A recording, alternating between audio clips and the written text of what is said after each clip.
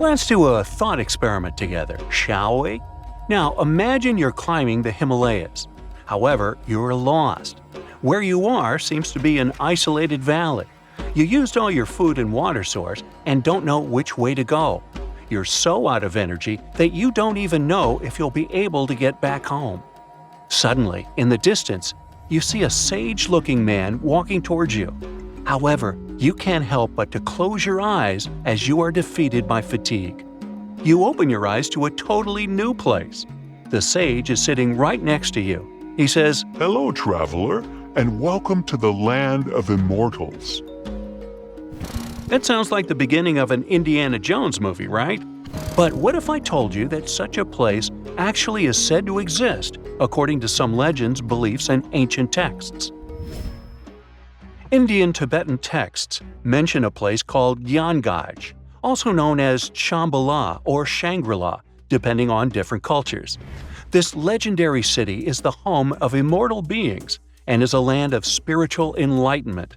Take one of its names, Shambala, for example. It literally means the source of happiness in the Sanskrit language. So, accordingly, you would expect this celestial kingdom to be surrounded by all things of great beauty and wonder, with gardens and other mighty and majestic structures. The ancient beliefs and myths state that when you enter Gyanganj, you will immediately be reminded of the structure of a lotus flower with 8 petals. The place is surrounded by mountains covered with snow. It has beautiful waterfalls, crowning into a pure and divine lake, and its water has extremely strong therapeutic powers. The whole place is illuminated by milky white light at all times, and this is neither due to the sun nor the moon. There are also phosphoric plants that can give desired light on voice commands. 100 types of other delightful flowers keep blooming all year round in its gardens, in addition to countless trees where delicious fruits grow. But one tree is known to be the most special one, and that is the tree of immortality, or the tree of life. Described as a shimmering crystal, it stands at the center of Gyanganj and unites the skies, the earth, and the underworld. The fruits of it resemble an abstract form of Sri Yantra, a mystical diagram used in Hinduism, which consists of 9 interlocking triangles. However, nobody is allowed to take these fruits out of Gyanganj itself. The only way to do it is if you get permission from the inhabitants of the city. This brings us to the question of who lives in this magical and mystical city. According to the legends, Gyanganj is inhabited by a great number of advanced masters, or in other words, sages, who subtly guide the destiny of the world through meditation. They are eternal beings who are not affected by any human desires or sorrows. Their duty is to protect the spiritual teachings of the world and work for the good of humanity, as well as all conscious beings. It's also believed that during a time of great chaos in the world, the 25th ruler of this Gyanganj will appear among them to lead the planet to a better future. These sages and eternal beings who live there are somehow also the protectors of Gyanganj. So, if you were thinking of just casually walking into this place with a map in your hands, sorry to inform you, but that's not happening. First of all, no one really knows where exactly Gyanganj is. Some people believe it's in a remote valley in the Himalayas. Some claim it's in a hidden cave.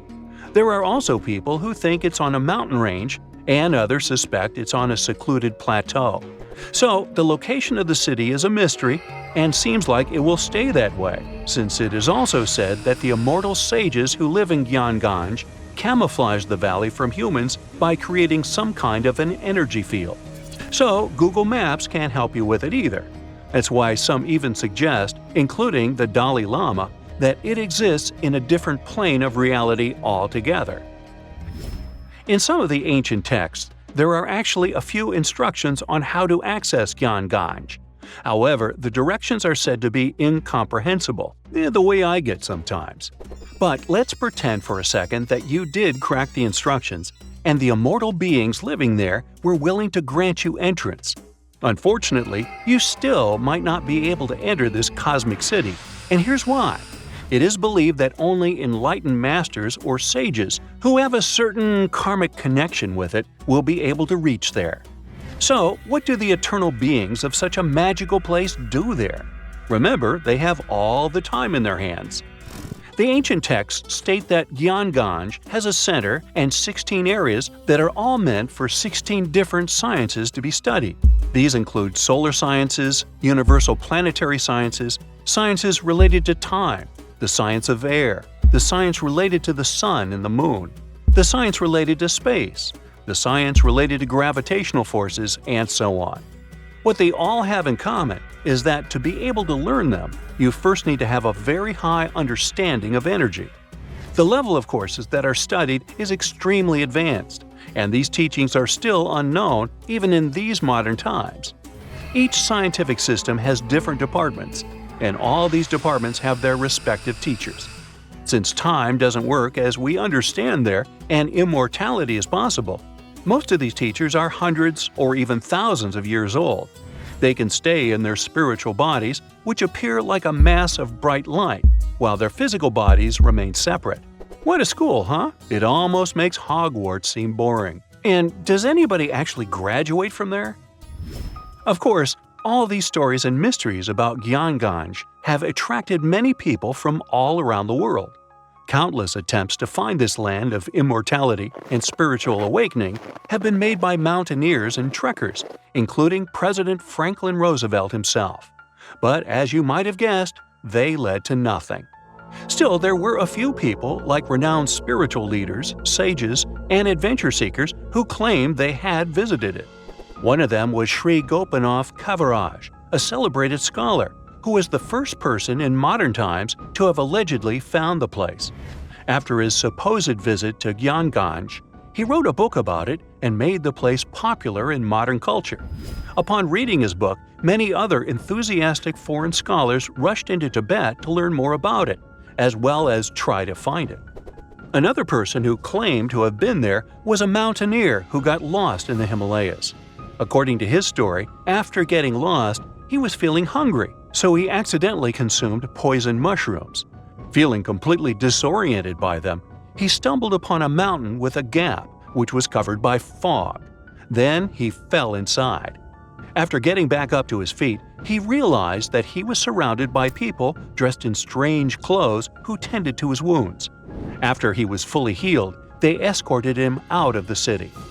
Then there was the spiritual leader, Guru Sai Kaka, who revealed to the world about his not one but many visits to Gyanganj. As per his narration, he claimed to go there, seeking spiritual and immortal teachings. He stated that a sage escorted him into the city every time he visited the place. In his stories, he also pointed out that the kingdom exists in a higher dimension. One other so-called visitor to Gyanganj was L.P. Farrell, an English officer, who claimed to have experienced the mystical place in 1942. Even if all these stories and descriptions about Gyanganj are able to give us a vivid picture, it can still be hard for many to keep an open mind about its existence.